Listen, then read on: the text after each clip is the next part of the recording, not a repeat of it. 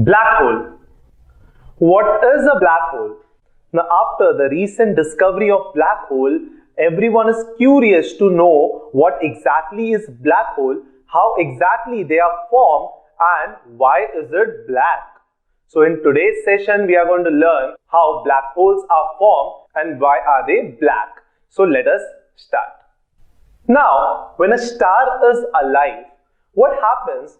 The inward gravitational force is balanced by the hot gases and radiation present inside its core. So I can say the inward gravitational force is balanced or nullified by the outward force applied by the hot gases and the radiation. Now, as the star starts losing its gases or losing its fuse, what happens? There is no more outward force. Thus, there is only an inward force which is not getting balanced.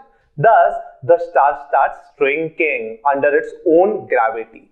Now, when the star starts shrinking under its own gravity, the outer layer or the outer crust of the star gets exploded. Now, this is called as supernova.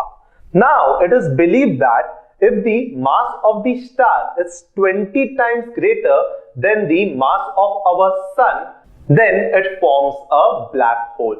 The outer ring of a black hole is called as event horizon.